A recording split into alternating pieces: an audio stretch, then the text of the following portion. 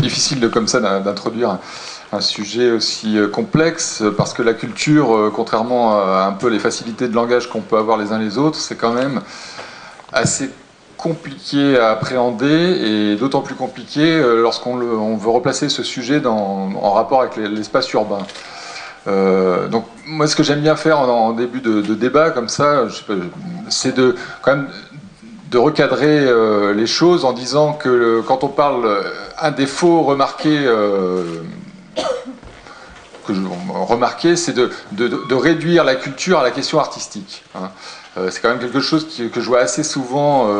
Alors paradoxalement, c'est quelque chose que je voyais moins à Genève qu'ailleurs, jusque récemment, et que la culture était traitée dans toute sa complexité, et tout ce qu'elle recouvre, qui n'est pas que la question artistique. Réduire la culture à l'artistique, c'est une erreur, me semble-t-il, de langage, mais c'est aussi une erreur politique, dans le sens où, dans cette réduction, il y a un enjeu politique assez fort, et un enjeu de domination sociale et de distinction sociale qui est assez fort aussi.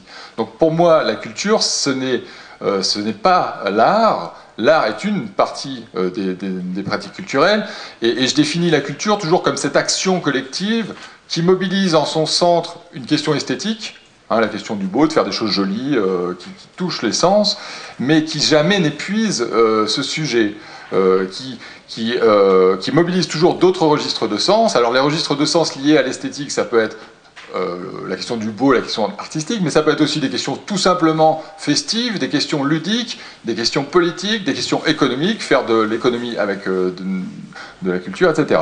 Donc c'est une question complexe, et c'est vrai que depuis le début des années 2000, et dans les milieux des friches culturelles, que ce soit en Suisse, mais dans le reste de l'Europe, en France, en Allemagne, la réduction du culturel à l'artistique est une tendance très forte, hein, que moi en tout cas je remarque un petit peu partout, et qui a pour conséquence de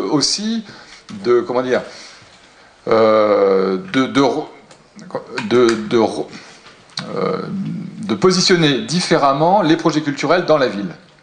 Parce qu'un projet culturel dans une ville qui se limite qu'à une question artistique, ce n'est pas la même chose qu'un projet culturel qui se donne pour vocation d'animer un quartier, de faire de l'éducatif, de faire du socio-culturel, etc. Voilà. Donc là, il y a des choix, et donc sur les choix politiques qu'il peut y avoir à faire sur les aménagements urbains liés à la culture, il y a d'abord une réflexion à avoir sur la qualité des projets culturels. Quel projet culturel avons-nous en face? Et il y a une autre chose sur laquelle j'insiste souvent dans mes interventions, c'est qu'il y a une diversité de qualité de projets culturels qui est proportionnelle au nombre d'acteurs culturels, en gros, hein. Les acteurs se regroupent en fonction d'intérêts culturels qui sont très vastes, que ce soit... Alors, on a vu dans les années 60 des arts à vocation politique, le situationnisme, des choses comme ça, mais on a vu aussi des formes de mobilisation à vocation éducative, d'autres à vocation économique. L'industrie culturelle, c'est une forme d'action culturelle qui mobilise le registre esthétique pour faire de l'argent. Et ça a un sens, et on peut choisir de faire un aménagement urbain, comme c'est fait en ce moment à Paris, en Seine-Saint-Denis, pardon, plus précisément, à Saint-Denis, où on choisit de faire une cité de l'industrie du cinéma. Donc c'est une forme d'aménagement en reconvertissant des zones industrielles pour en faire des studios de cinéma. Donc la qualité du projet culturel est centrale sur la pensée qu'on va avoir de l'aménagement urbain. C'est quelque chose sur lequel je voudrais insister, peut-être en introduction. Et est-ce que l'activité de création commerciale, vous parlez celle de faire de l'argent, doit être séparée de l'autre, ou est-ce que vous insérez toutes ces activités d'industrie sur le même secteur? Alors d'abord, moi je suis sociologue, je ne fais pas de jugement de valeur, a priori. Donc je n'ai pas de jugement sur le fait de faire une cité du cinéma et de faire de l'argent avec, ou alors de faire des friches culturelles alternatives. C'est pas le problème pour moi. Mais la question, c'est la conscience d'une part de la diversité de la qualité, et puis la question de la diversité en tant que telle. Les projets culturels, certains sont monofonctionnels. Ils vont soit faire de la diffusion, soit faire de la production, soit faire de la création. Et c'est un premier problème. La diversité de l'action, de l'activité. Est-ce qu'on fait seulement de la production ou est-ce qu'on est... Voilà. La diversité des disciplines. Est-ce qu'on est dans le multidisciplinaire ou est-ce qu'on fait une seule discipline? Mais il n'y a pas que ça. Hein. Quel lien on a avec la population? Est-ce qu'on fait une culture pour un certain nombre de gens ou pour l'insérer dans une ville? Donc il y a la question de la diversité et de la transversalité, elle est à plusieurs niveaux et il faut la penser aussi. C'est vrai que faire une cité du cinéma, de la production cinématographique, c'est assez réducteur. Mais ça va avoir un sens urbain. L'exemple de l'usine à Genève, c'est l'exemple inverse, où on a une multiplicité de disciplines, multiplicité des étapes de la production, de la création jusqu'à la diffusion, en passant par la production, multiplicité des registres, parce que c'est une économie, c'est une posture politique et c'est une posture culturelle. Donc pour moi, ce sont les friches culturelles telles que l'usine peut en être un exemple, ce sont des exemples de richesse culturelle, dans le sens où il y a une polysémie